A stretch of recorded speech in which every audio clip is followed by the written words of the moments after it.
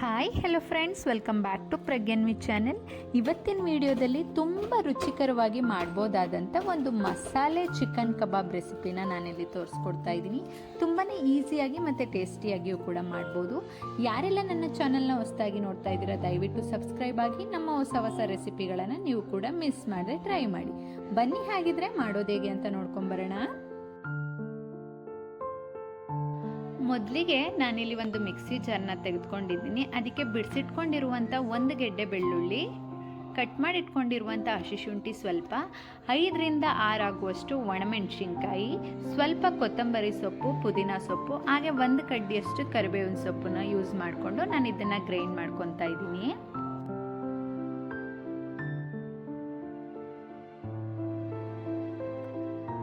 Grind ಮಾಡುವಾಗ ನಾವು ಯಾವುದೇ ರೀತಿಯಾದ ನೀರನ್ನು ಇದಕ್ಕೆ ಯೂಸ್ ಮಾಡೋ ಆಗಿಲ್ಲ.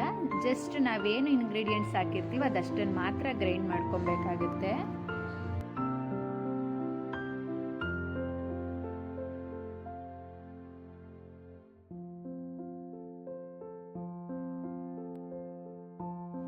ನೋಡಿ, ನಾನು ಸ್ವಲ್ಪವೂ ಕೂಡ ನೀರನ್ನು ಆ್ಯಡ್ ಮಾಡಿಲ್ಲ, ಹಾಗೇನೆ ಗ್ರೈಂಡ್ ಮಾಡಿ ಇಟ್ಕೊಂಡಿದ್ದೀನಿ. ನೀವು ನೋಡ್ತಾ ಇರ್ಬೋದು, ಇಷ್ಟಿದ್ರೆ ಸಾಕಾಗುತ್ತೆ.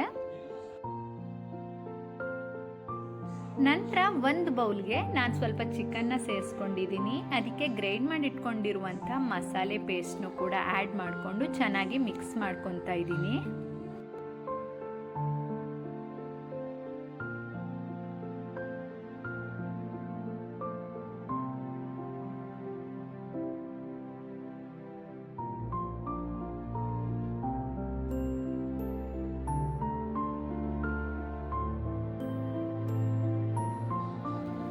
ನೋಡಿ, ಈಗ ನಾನು ಆ ಮಸಾಲೆ ಪೇಸ್ಟ್ ಏನು ಮಾಡ್ಕೊಂಡಿದ್ದೆ ಅದು ಪ್ರತಿಯೊಂದು ಚಿಕನ್ ಪೀಸ್ಗೂ ಕೂಡ ಆಗೋ ರೀತಿ ಕಲಸಿಟ್ಕೊಂಡಿದ್ದೀನಿ. ನಂತರ ರುಚಿಗೆ ತಕ್ಕಷ್ಟು ಉಪ್ಪನ್ನು ಕೂಡ ಆ್ಯಡ್ ಮಾಡ್ಕೊಂಡು ಈಗ ಚೆನ್ನಾಗಿ ಮಿಕ್ಸ್ ಮಾಡ್ಕೊತಾ ಇದ್ದೀನಿ.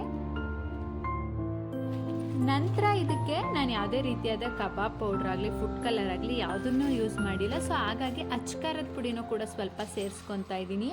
ನಾವು ಆಲ್ರೆಡಿ ಒಣಮೆಣ್ಸಿನ್ಕಾಯಿನ ಯೂಸ್ ಮಾಡ್ಕೊಂಡಿದ್ದೀವಿ. ಸೊ ನೋಡಿಕೊಂಡು ಸ್ವಲ್ಪ ನೀವು ಖಾರನ ಇದಕ್ಕೆ ಸೇರಿಸ್ಕೊಬೇಕಾಗುತ್ತೆ.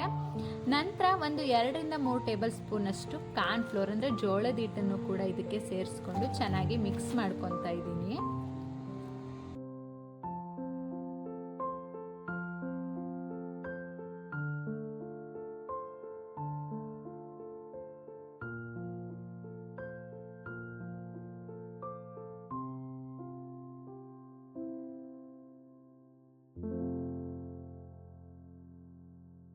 ನಂತರ ನಾನು ಇದಕ್ಕೆ ಒಂದು ಮೊಟ್ಟೆನೂ ಕೂಡ ಸೇರಿಸ್ಕೊತಾ ಇದ್ದೀನಿ. ಯೆಲ್ಲೋ ಪಾರ್ಟ್ ಅಂತ ಏನು ಹೇಳ್ತೀವಲ್ಲ ಅದನ್ನು ನಾನು ಇದಕ್ಕೆ ಆ್ಯಡ್ ಮಾಡ್ತಾ ಇಲ್ಲ. ಜಸ್ಟ್ ಮೇಲ್ಗಡೆ ಇರುವಂಥ ವೈಟ್ ಪಾರ್ಟ್ನ ಮಾತ್ರ ನಾನು ಇದಕ್ಕೆ ಸೇರಿಸ್ಕೊತಾ ಇದ್ದೀನಿ.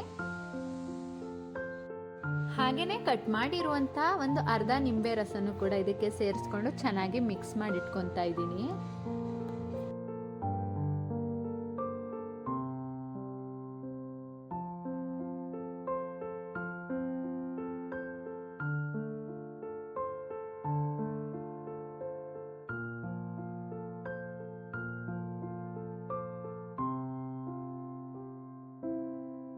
ನೋಡಿ, ಈಗ ಇದೆಲ್ಲವನ್ನು ಕೂಡ ಚೆನ್ನಾಗಿ ಮಿಕ್ಸ್ ಮಾಡಿ ಇಟ್ಕೊಂಡಿದ್ದೀನಿ. ನಂತರ ಇದನ್ನು ಒಂದು 2 ಅವರ್ಸ್ ಎತ್ತಿಟ್ಕೊತಾ ಇದ್ದೀನಿ. ಈ ರೀತಿ ಎತ್ತಿಡೋದ್ರಿಂದ ಕಬಾಬ್ ತುಂಬಾ ಕ್ರಿಸ್ಪಿಯಾಗಿ ಟೇಸ್ಟಿಯಾಗಿರುತ್ತೆ.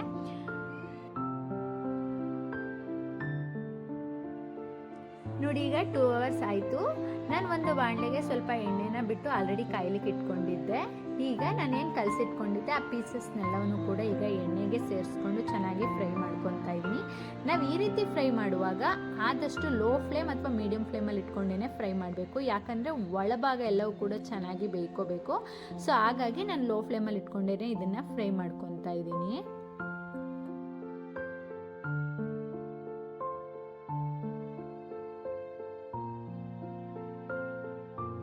ನೋಡಿ, ಈಗ ನಾನು ಇದೆಲ್ಲವನ್ನು ಕೂಡ ಲೋ ಫ್ಲೇಮಲ್ಲಿ ಇಟ್ಕೊಂಡೇ ಫ್ರೈ ಮಾಡ್ಕೊತಾ ಇದ್ದೀನಿ. ಒಳಗಡೆಯೂ ಕೂಡ ಚೆನ್ನಾಗಿ ಬೇಯ್ಕೊತಾ ಇದೆ. ನೋಡಿದ್ರಲ್ವ ಎಷ್ಟು ಸುಲಭವಾಗಿ ಈ ಮಸಾಲೆ ಕಬಾಬ್ನ ಮಾಡ್ಕೋಬೋದು ಅಂತ. ಐ ಹೋಪ್ ನಿಮಗೆ ಈ ವಿಡಿಯೋ ಇಷ್ಟ ಆಗಿದೆ ಅಂತ ಅಂದ್ಕೊತೀನಿ. ಈ ವಿಡಿಯೋ ನಿಮಗೆ ಇಷ್ಟ ಆಗಿದ್ರೆ ಲೈಕ್ ಮಾಡಿ, ಶೇರ್ ಮಾಡಿ, ಕಮೆಂಟ್ ಮಾಡಿ, ಸಬ್ಸ್ಕ್ರೈಬ್ ಮಾಡೋದನ್ನು ಮರಿಬೇಡಿ. ಮತ್ತೆ ಸಿಗ್ತೀನಿ ಮುಂದಿನ ವಿಡಿಯೋದಲ್ಲಿ. Thank you for watching.